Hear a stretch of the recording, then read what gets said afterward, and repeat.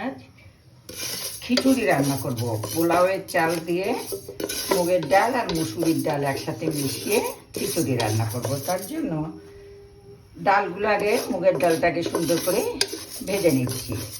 মুসুরির ডালটা ভাজছি না, কিন্তু শুধু মুগের ডালটা ভেজে নিচ্ছি।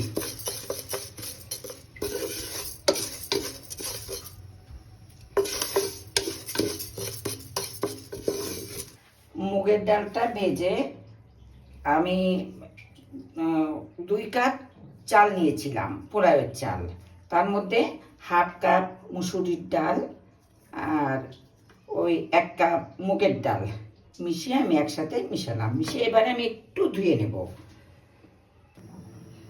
চাল ডাল ধুয়ে জল ঝরিয়ে আমি এটাকে রেখে দিলাম। এখন আমি আলুগুলো ভেজে নিচ্ছি।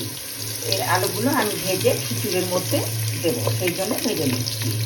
এবং লাল লাল করে ভেজে নেব।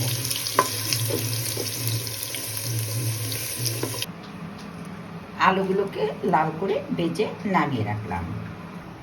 কড়াইয়ে সর্ষের তেল দিয়ে তার মধ্যে 2টা শুকনো লঙ্কা, 2টা তেজপাতা আর আস্ত জিরা অল্প একটু দিয়ে ভাজা ভাজা করছি। করার পরে যেহেতু 2 রকম ডাল সেহেতু আমি পেঁয়াজ রসুন দিচ্ছি। শুধু মুগের ডাল হলে আর আমি পেঁয়াজ রসুনটা দিতাম না।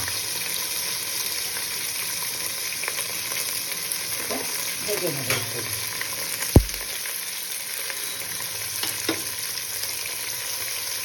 লাল লাল করে ভেজে নেব।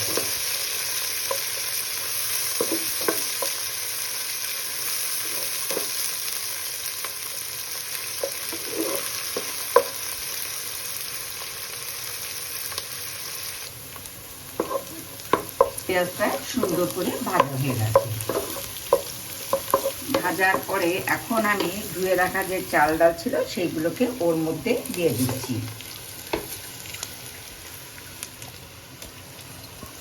পরে দিয়ে দিলাম।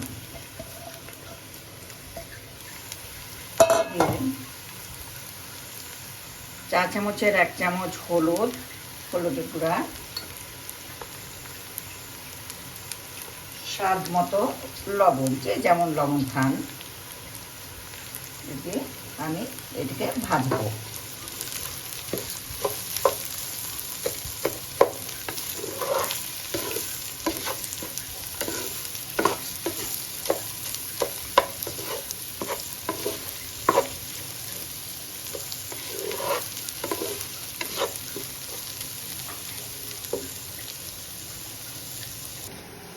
চাল ডালটা সুন্দর ভাজা হয়ে গেছে। ভাজার পরে আমি এতে দিচ্ছি 1 টেবিল চা চামচ আদা বাটা, 1 চামচ জিরা বাটা দিয়ে আমি আর কিছু মশলা এখানে আট লাগবে না। আমি নাড়াচাড়া করছি। দেখুন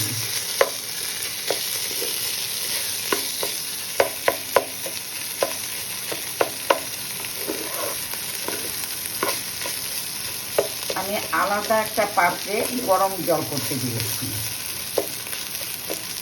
আলাদা একটা পাত্রে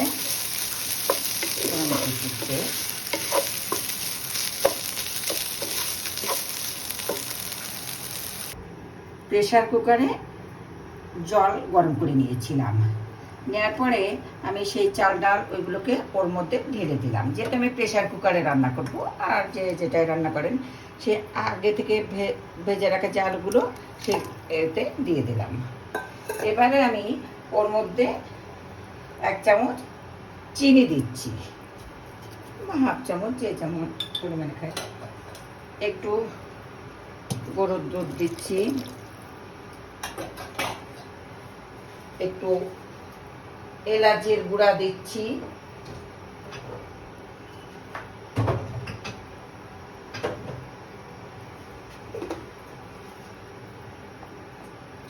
দেখুন এলাচের গুঁড়া দিলাম। দিয়ে এবার এটাকে আমি কাঁচা লঙ্কা দিচ্ছি,